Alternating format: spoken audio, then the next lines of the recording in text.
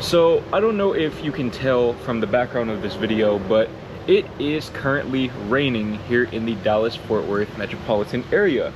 And given that I lived in the Netherlands for 14 months, rain doesn't really faze me anymore. After biking in the rain, walking in the rain, getting absolutely soaked, and knowing there was nothing I could do about it, for 14 months straight, I am completely unfazed by the rain. In fact, I even rode my bike here today. You don't see anybody else in the background because apparently people in Dallas are made of sugar. But ik ben niet van suiker gemaakt. Let me know if I said that correctly.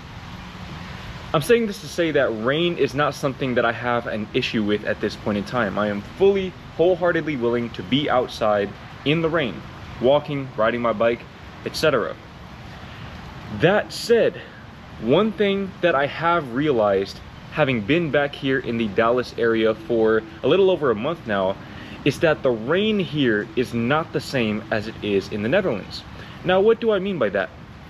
Well, right now, it's coming down. It's coming down pretty hard. Again, I don't know if you can see it in the background, but it's raining very, very hard. If I were to leave this little area right here with this covering, I would get absolutely soaked, as would you. But again, rain isn't really much of an issue. The issue is that rain here in Dallas, more often than not, this is an exception right now, but more often than not, rain is accompanied by thunder and lightning. You see, in the entire time that I was in the Netherlands, again, 14 months, I want to say I might have experienced 1 or 2 thunderstorms at most. 14 months, so we're talking about a whole calendar year and some change. 4 complete seasons, I only ever experienced maybe 2 thunderstorms in the 14 months that I was there. Since I've been back in Dallas with my girlfriend, we have experienced at least 5 or 6 thunderstorms. 5 or 6 thunderstorms in just 1 month. I am not exaggerating. Now, to be fair, Dallas is a bit of an anomaly in that regard. The entirety of the US does not follow the same weather patterns as Dallas. Dallas is known to have pretty extreme weather, especially during this time of the year. Spring is tornado season. And we have actually had tornado warnings and tornado watches multiple times since we got here to the US. But I'm saying this to say that this is one of the biggest differences between being in the Netherlands and being here in the US, is that in the Netherlands, honestly, again, this is just my experience, so your experience might be a little different, especially if you've been living there your whole life, but I don't think that the Netherlands really gets storms like that. Maybe they do. Again, I experienced a couple of thunderstorms myself, but even the thunderstorms that we did get when we were in the Netherlands, they weren't really anything to write home about. The thunder wasn't particularly loud. Honestly, you could probably sleep through it.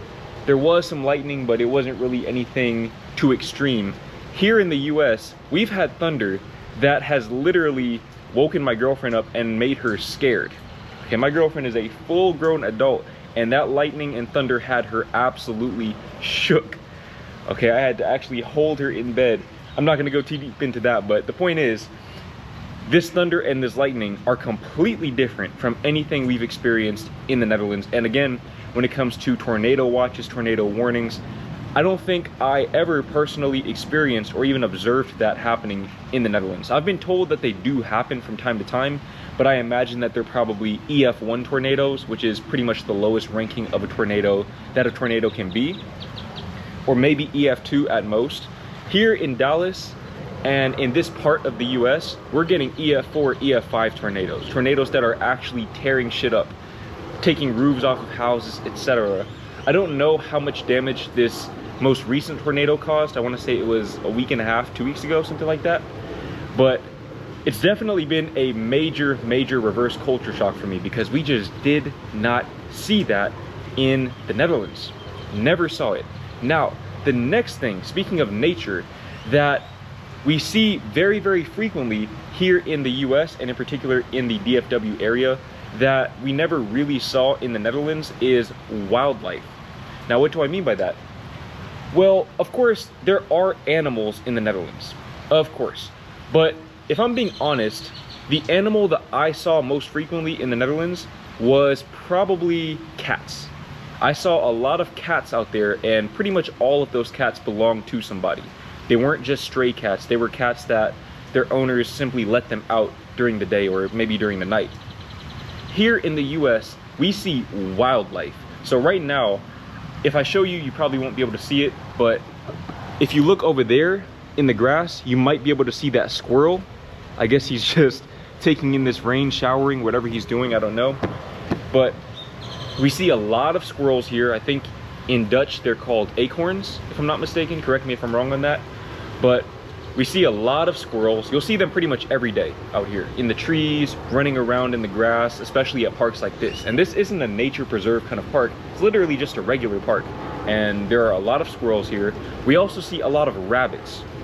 We see a lot of rabbits. That is something that I don't think I ever saw in the Netherlands, save for one time. There was one time that I recall seeing rabbits while I was in the Netherlands. I think I was going for a run, and I looked over to my right in this field, and I saw a group of maybe 3 or 4 rabbits, and it caught me so off guard that I literally stopped my run just to watch them, because I realized at that point in time that I hadn't seen any rabbits since I got out there.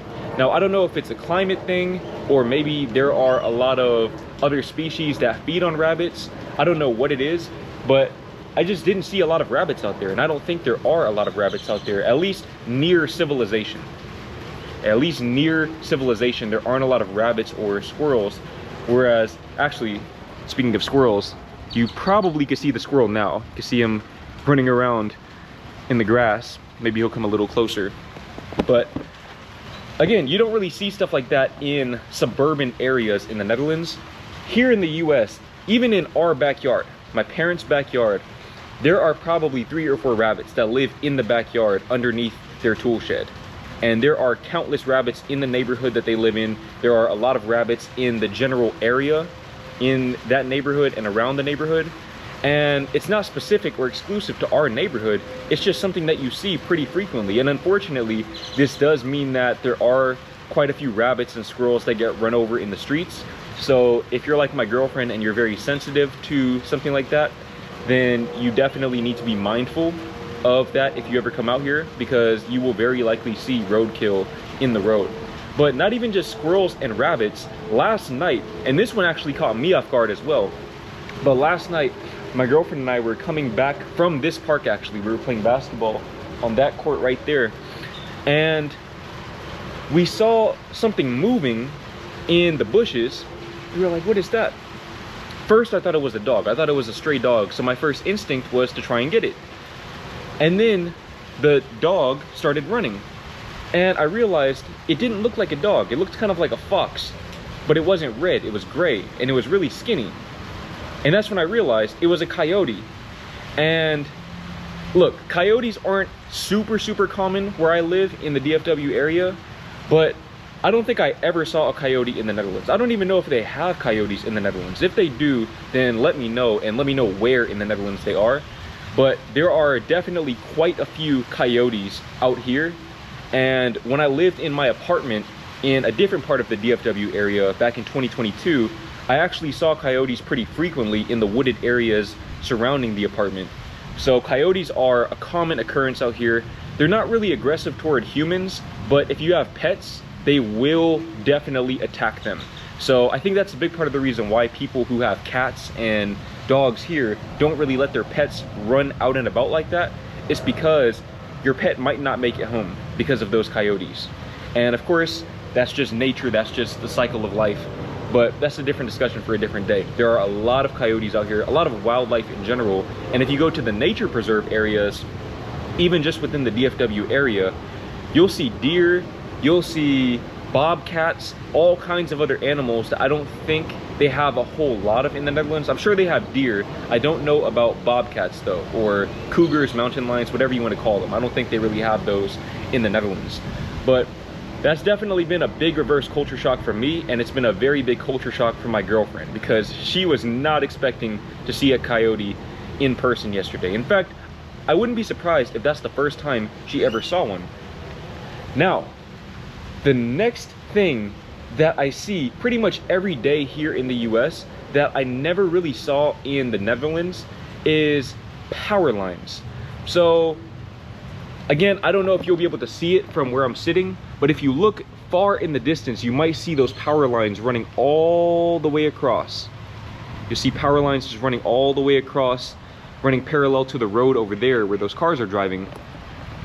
There are a lot of power lines here, and that's not to say that there aren't power lines in the Netherlands or Europe as a whole. Of course, they have electricity, so they must have power lines. But I've noticed that in the Netherlands, the only places that you see power lines are in fields. So you'll see power lines literally just in the middle of nowhere, where there are no houses, no buildings, nothing. In fact, I think that space might literally just be dedicated to having those power lines. And I also think that they have power lines underground. Correct me if I'm wrong, but I've heard that that is pretty common in a lot of, at least Western Europe. I don't know about Eastern Europe. Here, that's not a thing. Here in the US, here in Dallas specifically, but I think in the entirety of the US, there are power lines pretty much everywhere. And a lot of times they're not arranged in a very neat manner, and that can definitely affect the aesthetic of certain places in a negative way. And I mean, it's kind of a minor inconvenience, but it's definitely something that, in my opinion, makes the US feel less put together, if that makes sense. It doesn't feel as put together. It almost feels, I don't want to say third world, because that's a whole different can of worms right there. Some of those third world countries don't even have electricity, much less power lines above ground. But it definitely feels a bit raggedy. It feels a bit raggedy just to see these power lines out and about. And on top of that, they can be dangerous because, again, with the severe weather, the very strong winds, tornadoes, they can knock power lines down, and that can create major, major issues. So you would think in a place like this that's prone to severe weather, they would be extra diligent about putting the power lines out of reach of the severe weather, but I guess not. I don't know. I personally prefer the way that they do it in the Netherlands. I don't think that there is any upside to having the power lines above ground. Maybe the fact that they can make it less likely for you to get struck by lightning if you're outside during a thunderstorm, because the lightning would be much more likely to strike the power lines than you. But then that could probably create issues with the power supply and all of that. Again, I'm not an electrical engineer or anything like that, so I don't know all of the logistics of that. But I don't really see how there would be an upside to having that many power lines here in the US above ground like that. I just don't see that being something beneficial. Now, speaking of power and electricity, the next thing that I see here in the US that I never saw in the Netherlands is nights free electricity. I don't know if you can see the sun coming out behind me, but this is really bringing back a lot of memories of the Netherlands, where it would be just pouring rain and then the sun would somehow be out at the same time. I feel like that happens a lot in the Netherlands, but that's besides the point. Nights free electricity. What is nights free electricity? You heard me mention earlier that in 2022 I had my own apartment in a different part of the DFW area. And when I moved into that apartment, of course, I had to start doing adult things. I had to start going and getting my own groceries. I had to start paying my water bill, and I had to set up my power supply. I had to sign up with an electric company and start paying my electric bill. So what kind of electric plan did I get? Well, basically what I did was I chose the nights free electricity plan. And what this does is from 9 p.m. to 7 a.m. you get free electricity. From 9 p.m. to 7 a.m. free electricity. And I think they charge you higher rates if you use the electricity during the day. But the way that I circumvented this was I bought these little power banks. In fact, I think I had maybe 1 or 2 of them, these small power banks. And during the day, I would use the power banks to power all of my stuff. So my ring light, whatever lamps I might have needed, things of that nature, I would use the power banks. And because I was primarily awake at night anyways, because I'm practically nocturnal, I would simply take advantage of having free electricity at night. That's when I would watch my Netflix and just do the things that required a lot of electricity. I don't think that this is a thing in the Netherlands. Correct me if I'm wrong, but I don't think this is even an option. And I think the reason why this is the case is because Dutch people typically follow a more conventional sleeping schedule. I think this is the reason why I've received a lot of pushback when I talk about how I like the 24-hour convenience stores and things of that nature, is because to Dutch people, and if you're Dutch watching this, then you'll probably agree with this, Dutch people typically follow a more conventional sleeping schedule where they're sleeping either at 10 p.m. or 11 p.m. and waking up around 6 or 7 a.m. Whereas for me, I mean, I slept at 4 a.m. this morning and woke up at noon, and I'm very proud of myself because that's a major improvement over the last few weeks. I've been sleeping at 8 a.m., waking up at 3 or 4. I don't think a whole lot of people in the Netherlands really operate on that schedule because it's not really possible because of the opening hours of stores. Or maybe it's the other way around. Maybe stores there aren't really open late at night because people follow a conventional schedule. I don't really know. It's a chicken or egg thing. The point that I'm making is that a night's free electricity plan would definitely not be of any use in the Netherlands at all because people are just not operating on that kind of schedule. And of course, again, it works well for me. My parents have that plan as well because my dad and my mom tend to stay up pretty late. But nobody that I saw in the Netherlands would have been able to make great use of a night's free electricity plan. So I wouldn't necessarily call this a benefit because, again, I don't think that people in the Netherlands could really make use of it. But for my particular case, it has been pretty nice to have that. I mean, I'm not paying the electric bill anyways, my parents are. But when I had my own apartment, it was definitely nice to have access to that.